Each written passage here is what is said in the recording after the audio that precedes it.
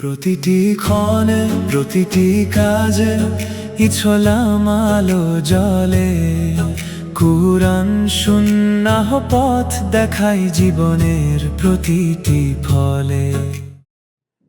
আসসালামু আলাইকুম ওয়া রাহমাতুল্লাহি ওয়া বারাকাতুহু। ইন্নাল হামদালিল্লাহ ওয়াসসালাতু ওয়াসসালামু আলা রাসূলিল্লাহ ওয়া আলা আলিহি ওয়া আসহাবিহি আজমাইন। আম্মা বা'দ। ক্বালা আল্লাহু তাবারাকা ওয়া তাআলা তাআওয়ানু আলাল বিররি ওয়াত তাকওয়া ওয়া লা তাআওয়ানু আলাল ইসমি ওয়াল উদওয়ান।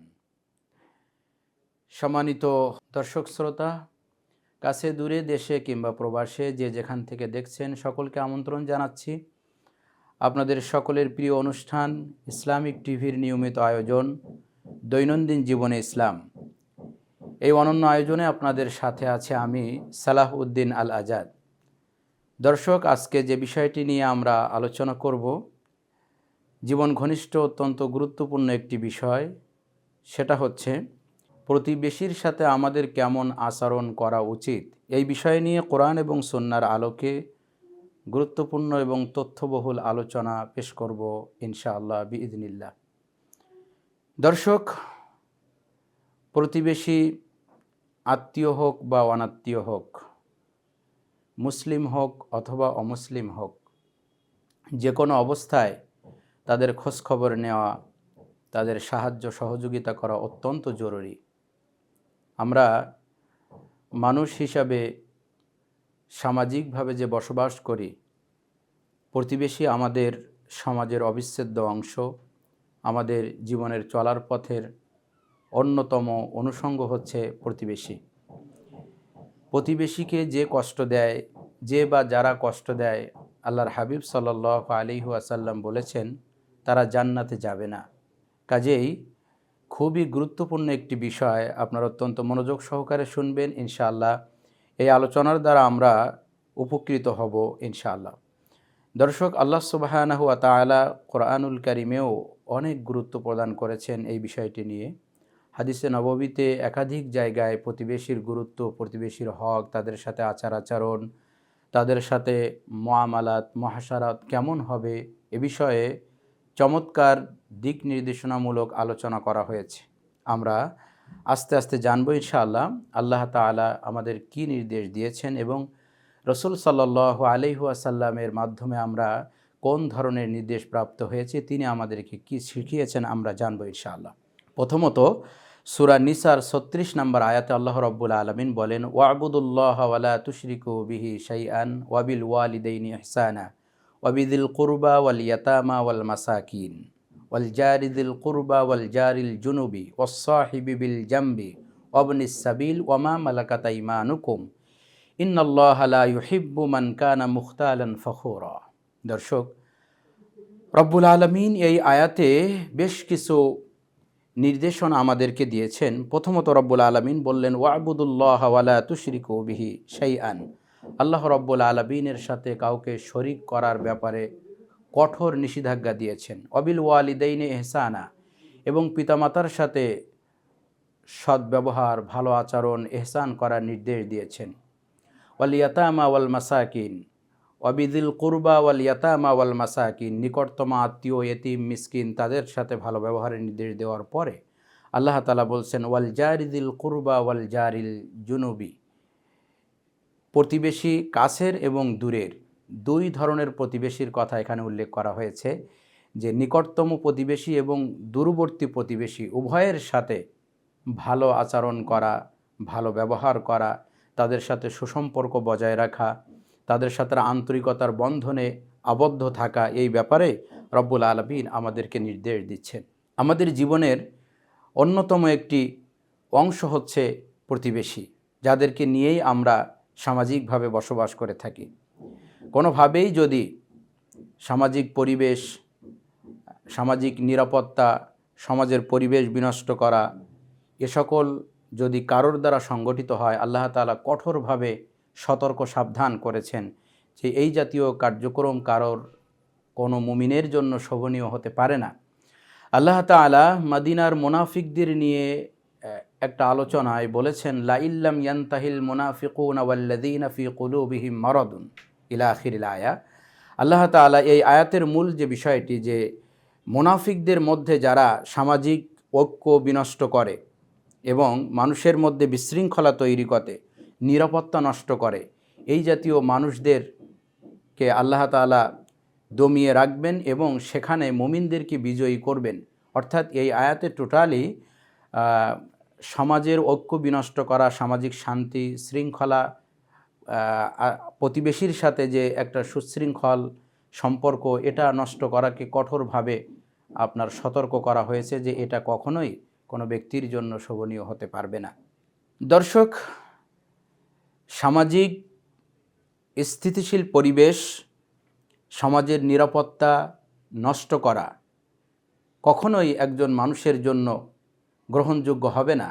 এটা খুবই অপরাধ বলে আল্লাহ রাব্বুল আলামিন গণ্য করেছেন, সতর্ক সাবধান করেছেন। আল্লাহ রাব্বুল আলামিন সূরা আহজাবের মধ্যে বলেছেন, লা ইল্লাম ইয়ানতাহিল মুনাফিকুনা ওয়াল্লাযীনা ফি কুলুবিহিম মারাদুন ওয়াল মুরজিফুনা ফিল মাদিনাতি লানুগরিয়ান্নাকা বিহিম। রব্বুল আলামিন মুনাফিকদের একটা আলোচনা করতে গিয়ে আল্লাহ তাআলা সুস্পষ্টভাবে জানিয়েছেন, যারা লা ইল্লাম ইয়ানতাহিল মুনাফিকুন, মুনাফিকরা যদি এই কাজ থেকে দূরে না থাকে, যারা সামাজিক ঐক্য নষ্ট করছে, অসত্য তথ্য প্রচার করে সমাজের মধ্যে একটা বিশৃঙ্খলা তৈরি করছে, এই কাজের সাথে যারা সংযুক্ত, আল্লাহ তাআলা তাদেরকে সতর্ক সাবধান করেছেন এবং বলেছেন এই কাজ যারা করবে তাদেরকে আল্লাহ তাআলা সমাজে নিম্ন পর্যায়ে নিয়ে যাবেন এবং মুমিনদেরকে, বিশেষ করে রাসূল সাল্লাল্লাহু আলাইহি ওয়াসাল্লাম এবং তার অনুসারীদেরকে আল্লাহ তাআলা সম্মানের আসনে আসীন করবেন, এভাবেই বলা হয়েছে। বিশেষভাবে এই আয়াতের মধ্য দিয়ে সামাজিক ঐক্য, আমাদের যে প্রতিবেশী তাদের সাথে সম্পর্ক নষ্ট করা, এই বিষয়গুলোকে যে অপরাধ, এটা খুব সুস্পষ্টভাবে জানানো হয়েছে। আমাদেরকে এটা খুবই ভালোভাবে মনে রাখতে হবে, যিনি আমার প্রতিবেশী, যিনি আমার পাশে আছেন, আমার প্রতিবেশীর সাথে আমার যে আচার আচরণ সেটা হতে হবে অত্যন্ত চমৎকার, মার্জিত এবং খুবই সুন্দর আচরণ হতে হবে। এটাই হচ্ছে কোরআনের দাবি, সুন্নাহর দাবি। দর্শক, প্রতিবেশীর প্রতি সহমর্মিতা ও সামাজিক দায়বদ্ধতার ব্যাপারে কোরআনুল কারিমে আলোচনা এসেছে। দেখুন, আল্লাহ তাআলা আমাদের সকলের সুপরিচিত, যেটা আমরা প্রায় পড়ে থাকি এই সূরাটি, সূরা আল মাউন।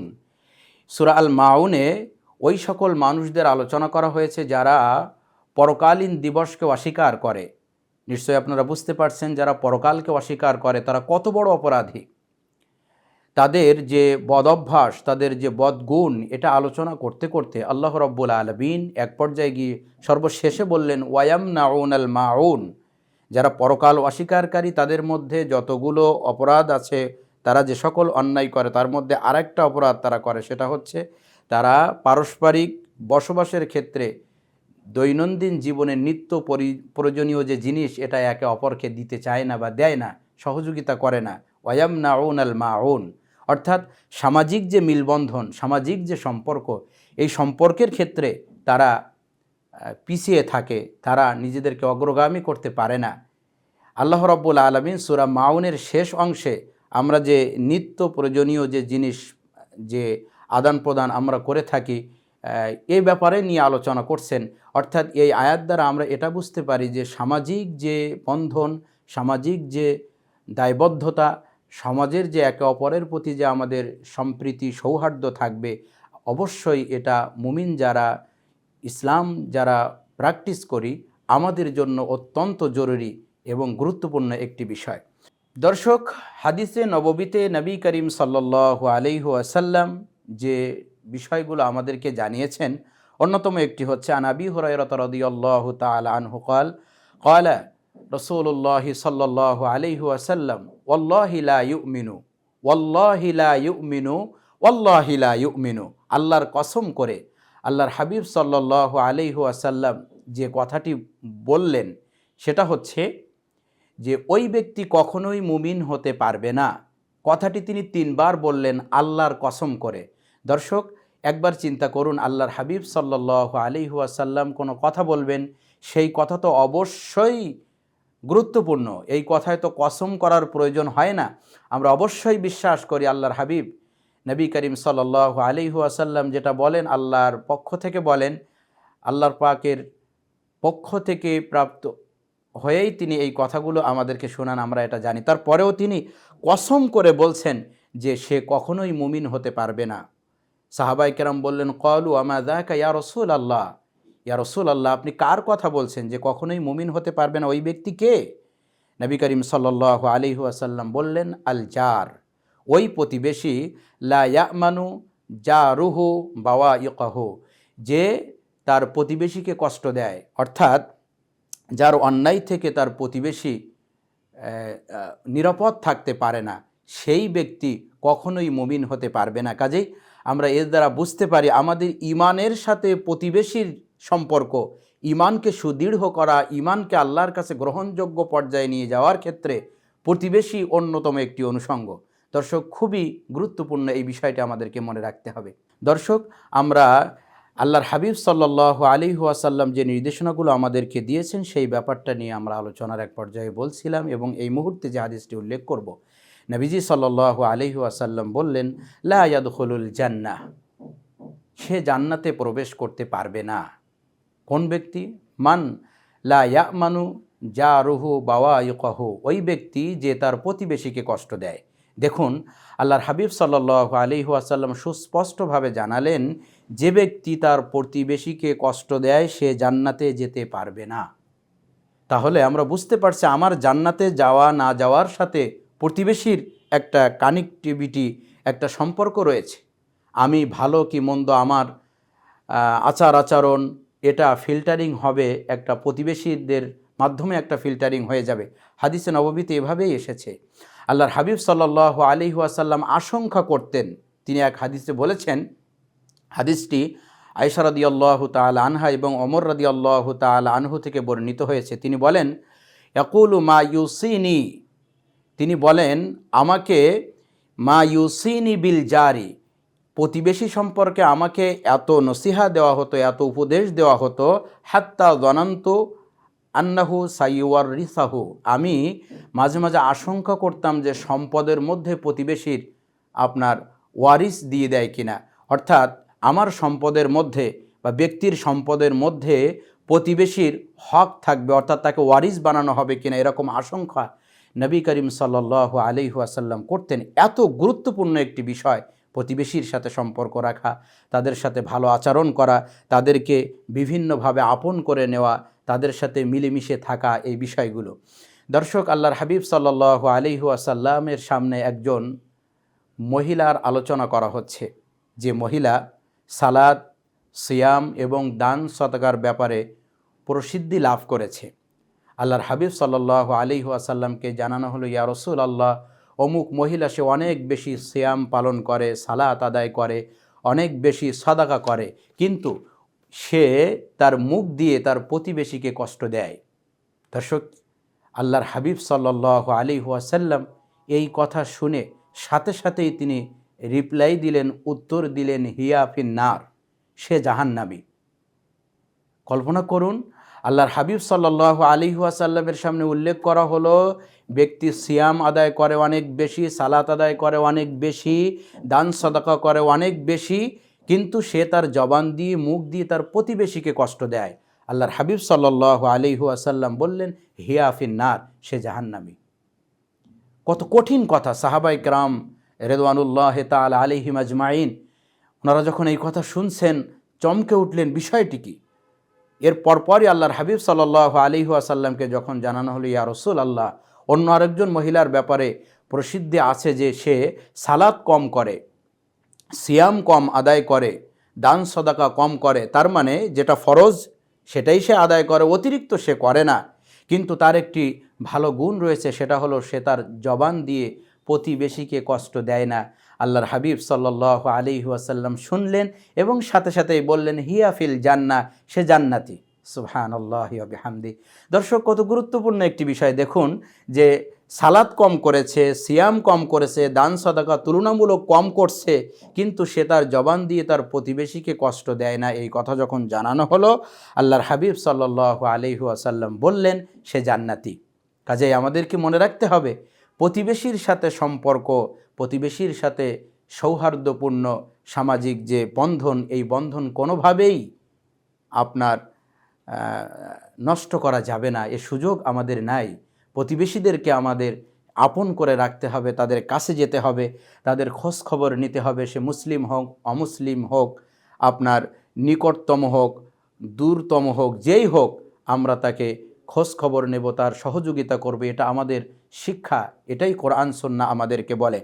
আল্লাহর হাবিব সাল্লাল্লাহু আলাইহি ওয়াসাল্লাম বলেছেন, মান কানা ইউমিনু বিল্লাহি ওয়াল ইয়াউমিল আখিরি, যে ব্যক্তি আল্লাহর প্রতি এবং পরকালের প্রতি বিশ্বাস করে, ফালা ইউদি জারাহু, সেজন্য তার প্রতিবেশীকে কষ্ট না দেয়।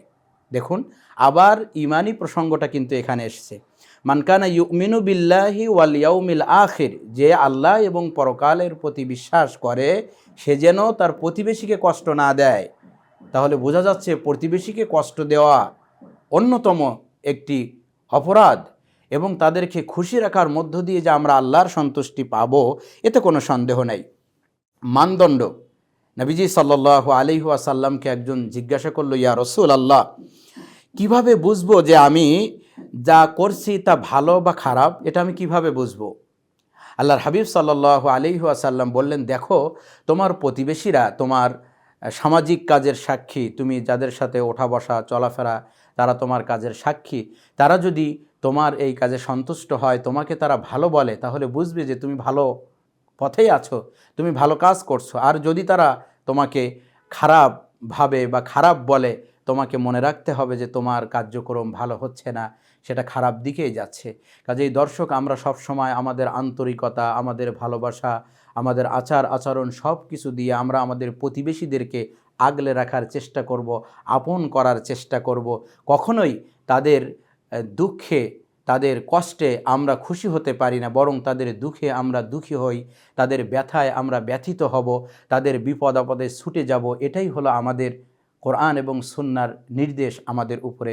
আল্লাহ রাব্বুল আলামিন এর পক্ষ থেকে এবং নবী করিম সাল্লাল্লাহু আলাইহি ওয়াসাল্লামের লাইফস্টাইল তো এটাই ছিল, তিনি এভাবেই আমাদেরকে জানিয়েছেন। দেখুন, বাংলা সাহিত্যের একটা কবিতা আমার মনে পড়ছে, আপনারা নিশ্চয়ই জানবেন।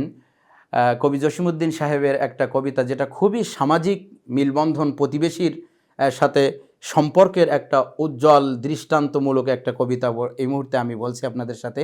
সেটা হচ্ছে যে, সবার সুখে হাসব আমি, কাঁদব সবার দুঃখে, নিজের খাবার বিলিয়ে দেব অনাহারীর মুখে। দেখুন, সবার সুখে হাসব আর সবার দুঃখে আমি কাঁদব।